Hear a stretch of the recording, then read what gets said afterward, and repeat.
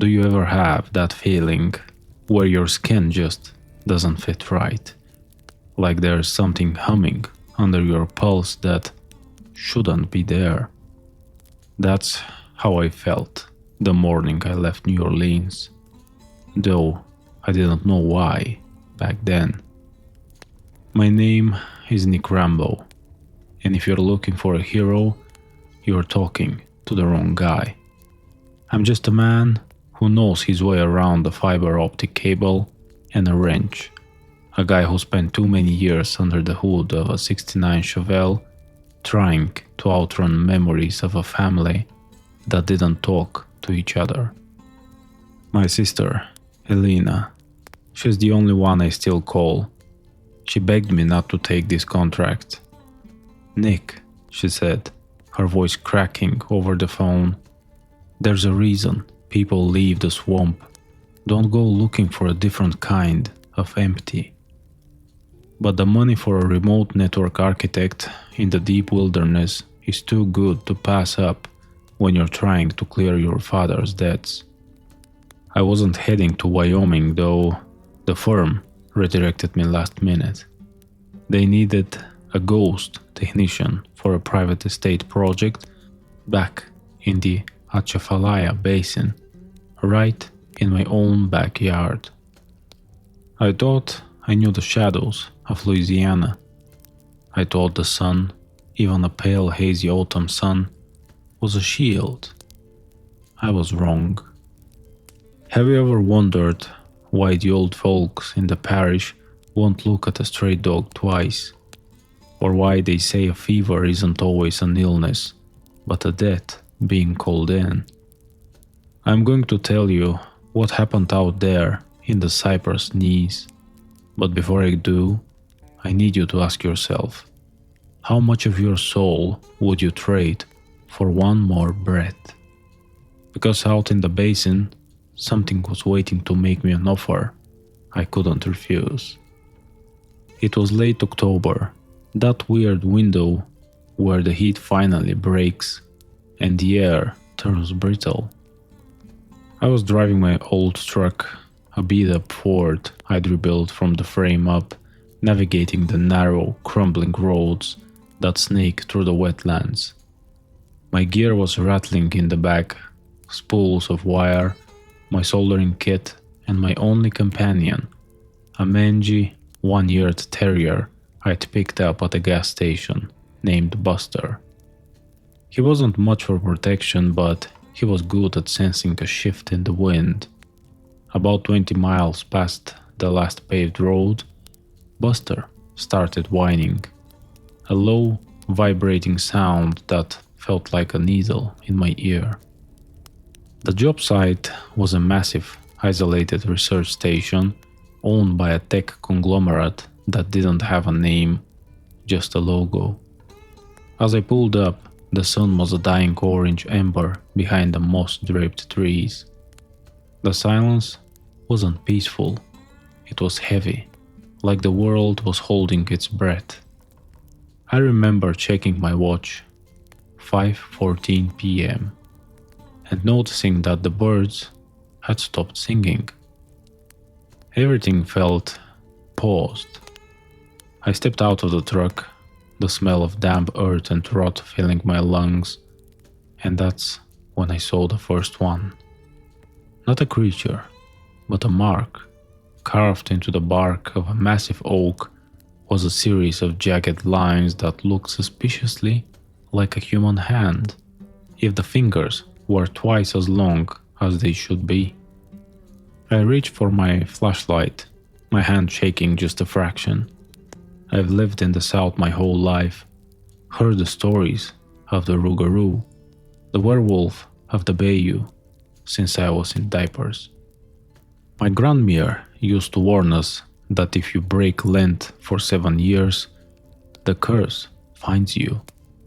I always laughed it off as a way to keep kids from misbehaving, but standing there, with the light fading and the swamp water stilled into a black mirror, those stories didn't feel like fairy tales anymore. They felt like a warning I'd ignored for 30 years. Buster wouldn't get out of the truck. He just bared his teeth at the darkness, his hackles raised like a line of jagged glass. I told myself it was just the isolation. I had 3 weeks of work ahead of me, completely alone, except for weekly supply drops. I went inside the main cabin, a high-tech anomaly of glass and steel in the middle of the road. As I flicked on the generators, the hum of electricity gave me a false sense of security. I sat down at the kitchen table and found an old, tattered magazine left by the previous tech, a 1994 edition of Louisiana folklore.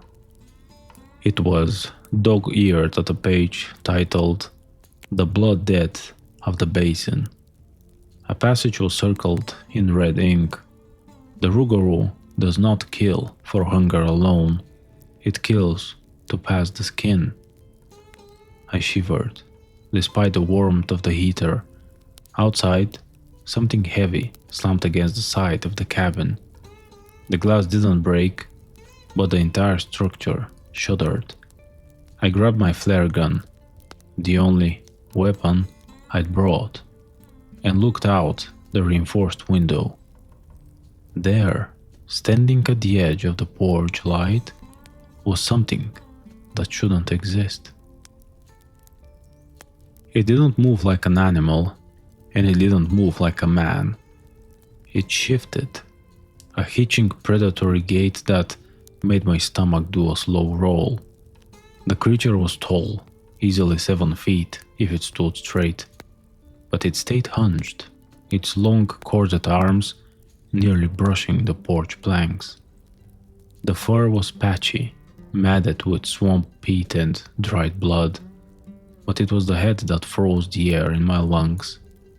The elongated snout of a wolf grafted onto a skull that looked hauntingly human around the eyes. And those eyes, they weren't glowing red like in the movies, they were a pale, milky white, reflecting the cabin's LED lights like 2 dead moons. I gripped the flare gun until my knuckles turned white. Buster was no longer whining, he was dead silent, backed into the furthest corner of the cabin, vibrating with a primal terror I'd never seen in a dog. The creature sniffed the air, its nostrils flaring, and then it did something that shattered my sense of reality. It tilted its head and let out a sound that started as a growl but ended in a wet, gurgling cough that sounded like my own name. Nik. My heart hammered against my ribs like a trapped bird. There's no logical explanation for a beast knowing your name, unless the stories about the Rougarou being a cursed soul were truer than I ever wanted to admit. I fired, not at the creature but just above it. The magnesium flare hissed through the air, painting the swamp in a blinding, artificial red. For a split second, the woods were as bright as noon. The beast didn't scream, it just melted back into the cypress shadows with a fluid grace that defied its size. I stood there for an hour, staring at the empty porch, the red smoke from the flare drifting like a ghost through the trees. I didn't sleep that night. I sat on the floor with my back against the server racks, a tire iron from my toolkit in one hand, and Buster tucked under my other arm. By dawn, the fog was so thick you couldn't see 10 feet past the railing. The sunny autumn weather the locals promised had turned into a humid, suffocating shroud. I knew I should leave, but the truck wouldn't start. The wiring harness had been shredded, pulled out with surgical precision rather than animalistic rage. That's when the micro questions started looping in my brain. Why did it know my name? Why did the company send me here specifically? And why was the magazine the cabin marked with my father's initials on the cover? I spent the next 2 days trying to repair the truck while keeping my eyes on the tree line. Every snap of a twig felt like a gunshot. On the third evening, the piece broke. I was under the hood soldering a bypassed connection when the smell hit me, the scent of old copper and wet dog. I slid out from under the chassis, my hand reaching for the heavy wrench I kept nearby. I wasn't alone. 3 of them were standing in a semicircle around the truck. Not just the one from the night before, but 2 others, smaller but leaner, their ribs showing through the translucent skin. They didn't attack immediately. They watched me with an intelligence that was terrifyingly patient. One of them, the largest, stepped forward and dropped something at my feet. It was a silver locket, tarnished and caked in mud. My breath hitched. I recognized it. It belonged to my mother, the one she was wearing the night she disappeared in the basin 20 years ago. As I reached for it, a lapse in judgment born of grief, the largest Rougarou lunged. I swung the wrench, feeling the satisfying thud of metal hitting bone, but it was like trying to stop a freight train. A massive, clawed hand clamped over my face, the smell of the swamp swallowing me whole. The last thing I heard before the world went black was Buster's frantic barking, fading into the distance. Consciousness didn't return all at once. It came in sickening waves of cold mud and metallic tang of blood. I woke up suspended, my arms bound with thick, braided marsh grass that was surprisingly as strong as industrial cable. I was hanging from a low-slung cypress branch in a part of the basin where the trees grew so thick they choked out the sky. This wasn't a research station anymore. This was a graveyard of sorts, a bone orchard, where the remains of things, both animal and human, were woven into the very root systems. Below me, the water was dark and stagnant, bubbling with gases that made my head swim. Then I saw them. There were 5 now, gathered around a small, dry hummock of land. They weren't just prowling, they were performing a ritual. The largest one, the one who had dropped my mother's locket, was standing over a mound of fresh earth. It was holding Buster by the scruff of his neck, the poor dog too terrified to even whimper. I tried to scream, but my throat was lined with grit and my voice came out as a dry rattle. "Let him go."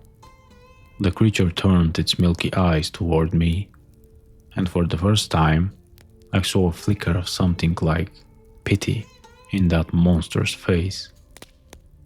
"The dead, Nik Rambo." It rasped, the words wet and heavy. "Your blood for his skin." It pointed a jagged claw at the mound of earth, and I realized with a jolt of pure horror that the mound wasn't just dirt. It was a half-buried man, still breathing, his skin translucent and pulsing. The lore from the magazine flashed through my mind. A Rougarou is a person who has been cursed, but the curse can't be transferred. They didn't want to eat me. They wanted me to replace one of them. They were tired of the hunt, tired of the fur, and they needed a fresh soul to carry the weight of the swamp. The largest beast dropped Buster, who immediately bolted into the brush and began to climb the tree toward me. Its movements were sickeningly human, its joints popping with every reach. As it got closer, I saw the faded remains of a tattoo on its forearm, nearly obscured by matted hair, a wrench crossed with a lightning bolt. My heart stopped. That was my father's mark, the one he'd gotten when he worked the offshore rigs. "Dad?" I whispered, the word tasting like ash. The creature paused, its breath smelling of stagnant water and old sorrow, and it touched the side of my face with a claw that felt like ice.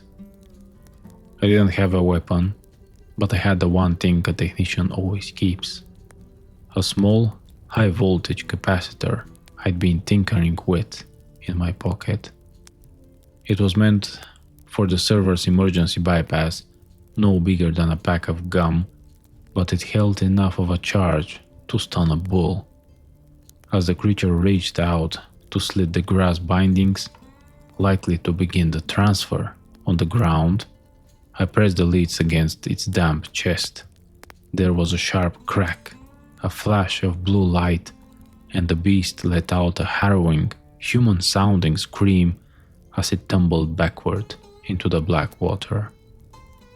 The other four surged forward, a wall of fur and teeth. I kicked wildly, swinging my weight until the branch snapped, plunging me headfirst into the muck. I was free, but I was in the heart of their world, and the sun was finally setting.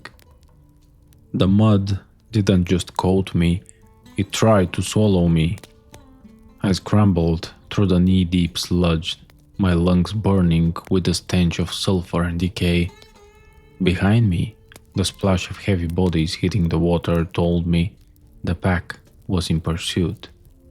I didn't look back. I knew if I saw my father's eyes again, those milky, desperate moans, I'd lose the will to run. I crashed through a thicket of sawgrass that sliced my arms, but the adrenaline acting as a numbing agent kept me moving toward the faint rhythmic of a distant generator. It was the research station, my only beacon in a world that had turned into a nightmare. I reached the clearing just as the moon crested the trees, casting long skeletal shadows across the yard. My truck was still there, the hood agape like a screaming mouth. I didn't have the time to fix the wiring properly, but I had one last trick. I dove into the cab, fumbling for the emergency jumper cables I'd modified with heavy-duty clips. "Nick, over here!" A voice hissed from beneath the porch. It was Elena. My heart nearly stopped. She hadn't stayed in New Orleans, she'd followed me, worried by my silence. And she was holding my old 12-gauge Remington, her face a mask of grease and terror. "Get in the truck," I yelled, even as the first Rougarou cleared the fence in a single, terrifying bound. Elena didn't hesitate. She fired a round of buckshot that caught the lead creature in the shoulder, spinning it around. It didn't stop, but it bought me the 30 seconds I needed. I bypassed the ignition, jamming the screwdriver into the starter solenoid, while Elena kept the pack at bay with rhythmic, disciplined fire. The engine groaned, coughed a cloud of black smoke, and then roared to life with a mechanical scream that felt like a prayer answered. Buster appeared from the tall grass, a streak of brown fur diving into the open window just as I slammed the truck into gear. We didn't drive down the road, we drove through the swamp, the heavy tires churning through the soft earth as the creatures tore at the metal of the truck bed. I could hear their claws screeching against the steel, a sound like fingernails on a chalkboard amplified 1,000 times. One of them smashed the rear window, its snout inches from Elena's head, but she shoved the barrel of the shotgun into its maw and pulled the trigger. The silence that followed the blast was the loudest thing I'd ever heard. We hit the paved road 5 miles later, the sun finally breaking over the horizon, a pale, honest light that seemed to burn the shadows of the hood of the car. I never went back for my gear, and I never cashed the check from that nameless company. Sometimes, when the humidity gets too high in the city and the air smells of wet dog and copper, I look at the locket I managed to keep clutched in my hand. I think about the man under the mound, and I think about the tattoo on that creature's arm. People ask why I don't go into the basin anymore, why I stick to the well-lit streets of the French Quarter. I just tell them that some debts can't be paid in money, only in skin. And if you're ever out past the last paved road and you hear a voice you recognize calling your name from the dark, don't look back. Just keep driving. Because the Rougarou isn't looking for a meal, it's looking for a replacement.